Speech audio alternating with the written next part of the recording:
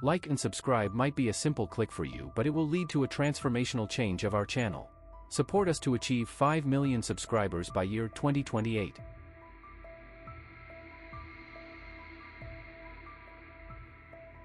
In the near future, a biotech firm in Germany, Aeon, offers a medical procedure to transfer time from one person's life to another's body, provided they are a compatible match. This technology allows individuals in desperate need of money to sell years of their lives, causing them to age rapidly.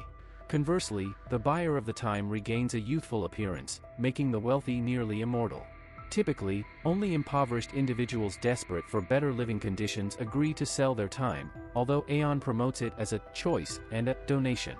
In this future, there is a significant number of migrants and asylum seekers, for whom this is the only means to earn a living. The company ensures to reward scholars, artists, and celebrities with time, recently including Nobel laureates on the list. Aeon's top donation manager is Max, who persuades people to sell their age.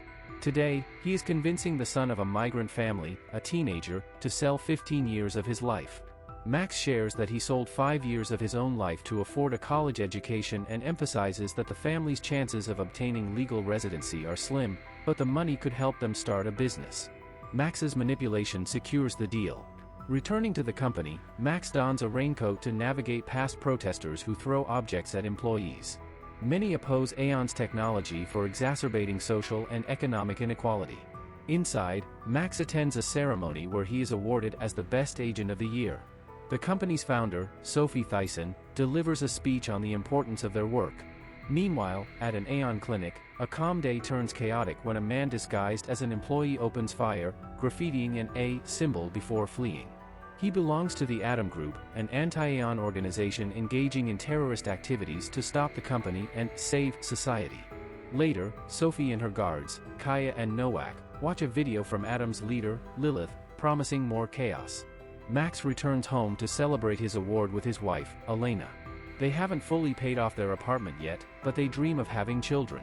Before dinner, they share an intimate moment. The next day, they visit Elena's parents. Her father jokes about buying extra years but clearly disapproves of Max's job, considering it unethical. Elena defuses the situation, but Max wishes she would defend him more strongly instead of remaining neutral. Upon returning home, they find their apartment ablaze, losing all their possessions and money, which was kept at home. At the insurance company, they learn the incident won't be covered due to a report stating a candle caused the fire, seen as negligence. Elena insists she always extinguishes candles, but the report stands. Worse still, Max discovers Elena offered 40 years of her life as collateral for a bank loan without telling him. Max tries to substitute his own years, but there are no compatible recipients for him, confusing him since he had donated before, but the recipient had died. Leaving the insurance company, the police arrest Elena to prevent her from fleeing the country. Max vows to find the money and seek Sophie's help, who promises to see what she can do. However, Sophie later meets with shareholders who are frustrated with the resources spent on DNA compatibility checks, arguing some may never get the chance to buy extra years due to rare genetic dispositions, accusing Sophie of being too biased. Days later, Max's lawyer informs him there's been no word from Sophie, and she's ignoring their calls. With no other options, Max heads to the clinic to visit Elena but is informed he must wait until the procedure concludes. Desperate, Max dashes into other rooms to reach his wife but is tackled by Kaya and her team. Meanwhile, Elena is prepped for the procedure. Hearing a lawyer read the contract, she panics and struggles against the doctors, but an injection puts her to sleep. She is then connected to a machine that transfers 38 years of her life to a person in another room, whose face is hidden. Afterward, Max takes Elena home, but she remains silent. In the following days, Elena's body ages rapidly, making her look elderly and unable to bear seeing herself in the mirror. Their relationship becomes strained and awkward. Despite Max's attempts to comfort her, Elena grows distant. One morning, Max is summoned to the company and informed of a promotion with a salary increase, which now feels meaningless. Enraged, he tries to confront Sophie, but Kaya stops him. Sophie ignores Max and gets into her car, and Max notices she appears younger. At home, Max reassures Elena of his love, but she interprets it as pity and asks him to leave her alone. After Max leaves, Elena experiences severe abdominal pain and rushes to the bathtub, where she starts bleeding. Meanwhile, Max goes for a walk and drinks a beer at the park, where he is approached by a girl selling illegal drugs. He dismisses her quickly. Later, Elena is hospitalized for her pain, and Max is shocked to learn that she was pregnant before the procedure, and the bleeding was a miscarriage because her aged body couldn't sustain a pregnancy. Disheartened by their situation, Elena decides to live with her parents. Heartbroken, Max promises to find a way to reverse the procedure, but Elena's father angrily reminds him that he helped create this system. Desperate for a solution, Max finds the girl from the park and demands information, knowing she underwent an illegal procedure since Aeon doesn't perform them on minors. The girl gives him a contact, leading Max to an underground group performing age transplant surgeries in Lithuania. Max is instructed to pick up a burner phone and fake passports in a shady neighborhood and is told he needs to locate the recipient of Elena's years. He then hides in a hotel and plans to kidnap Sophie, suspecting her rejuvenation and refusal to help were connected. For several days, Max follows Sophie until he finds her alone in a cemetery without guards. Disguising his face, he approaches Sophie, who screams and runs. Max catches her, tases her until she is unconscious, and paints an A on a grave to frame the Atom Group. Max picks Elena up from her workplace, asking her to trust him. They go to an abandoned building where he is keeping an illegal van and Sophie, who is tied up. Elena initially thinks the plan is crazy, but Max convinces her it's their only chance to rebuild their lives and have a family. At the cemetery, Kaya and Nowak investigate and use security footage to trace Max's car, finding his purchases linked to a fake account but eventually connecting the first purchase to Max's real account. They begin searching for him. Kaya refuses to involve the police. By the time they reach the abandoned building, Max and Elena have already left. As they head to the harbor, Kaya and Nowak plan an operation with the police's help. Nowak recalls how Max and Elena met. Max was assigned as Elena's donation manager, but they fell in love and married. Nowak sympathizes with desperate people, but Kaya, who is actually 64 years old, reveals she alters her body for the job out of loyalty to Sophie. At the harbor, Max and Elena board a ship undetected, but they are caught on security cameras, and Nowak tracks their location. Every few hours, Max checks on Sophie, keeping her confined in a box with a bathtub, disguised as cargo. In the evening, the couple watches a happy family and hopes for their own baby someday. Suddenly, a child mentions strange lights on the shore, and Max and Elena realize the police are waiting for them in Lithuania. Thinking quickly, Max decides to use the family to their advantage. As the police begin inspecting all the vehicles leaving the ship, Max's van is driven by the family's father under Max's threat.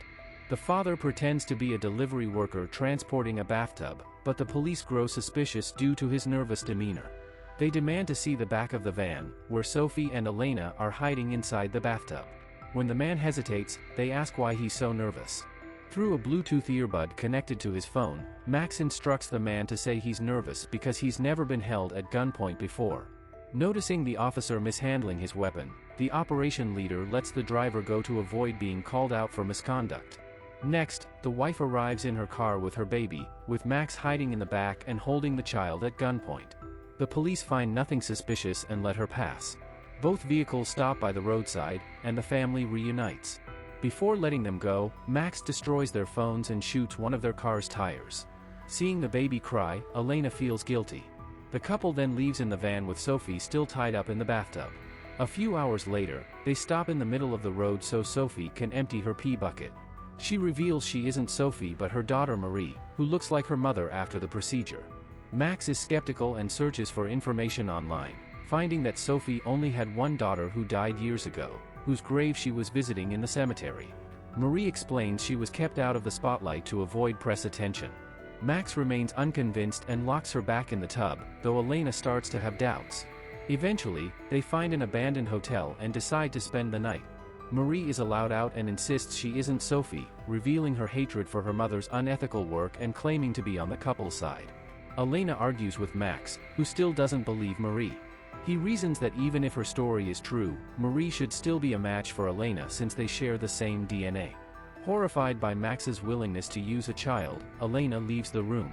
Marie asks for a shower, so Max takes her to the bathroom. While Marie explains that Sophie invented the age transplant method trying to cure her sister, she takes the opportunity to hit Max and escape. Marie runs into the dark woods, where there's no phone signal. She sees a light and hurries, but steps into what she thinks is a puddle, only to find it's a deep hole. She begins sinking, grabs a fallen tree, and yells for help.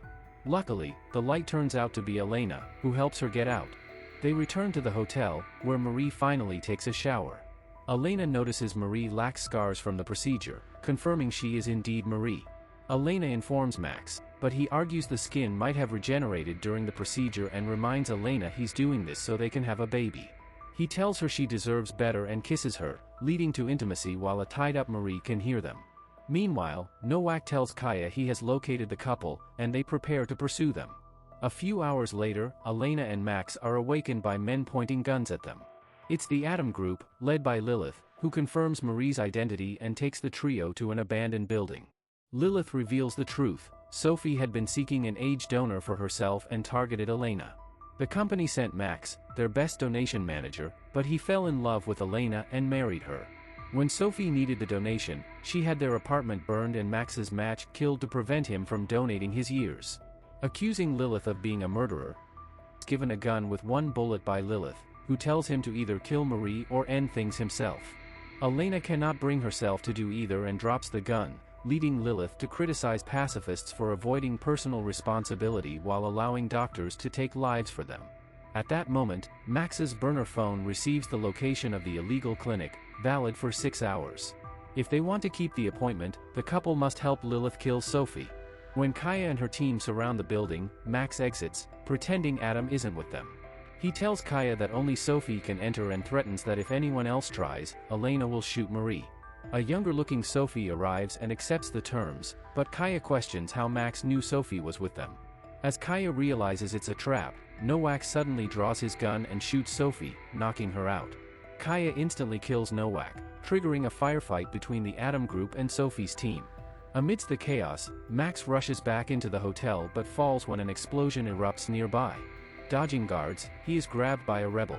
After a brief struggle, Max knocks the rebel out and drags Elena and Marie to the garage. While Max attempts to start the car, Marie reveals she took a gun and tries to shoot Elena, but it's unloaded. Disappointed and angry, Elena retaliates by hitting Marie's head against the car, knocking her unconscious. The trio then escapes in the car. Kaya checks Nowak's phone, discovering he had been in contact with the rebels and was part of the Atom Group all along. A few hours later, Max confesses he doesn't want to harm Marie, not wanting to become like Lilith. Frustrated, Elena threatens to end things for herself and kicks Max out of the car. Elena drives to the illegal clinic, dragging Marie against her will to undergo the procedure. Meanwhile, Max wanders around and eventually follows a bus of immigrants to join a refugee camp. The next morning, Marie is found walking down the road by a trucker, who takes her back to the city. She reunites with Sophie, who survived thanks to a bulletproof vest. Kaya quits, tired of killing for business. In the following days, Marie starts to age rapidly. Selfishly, Sophie refuses to donate her years to her daughter, promising to find a donor soon. Months later, Max finds Elena at the beach. She looks young and pregnant, with a new husband by her side. Seeing Max, she doesn't acknowledge him, and he returns to his new life as a rebel with the Atom Group, determined to bring Sophie down. Make sure to subscribe and hit the notification button so that you will not miss any of our video updates.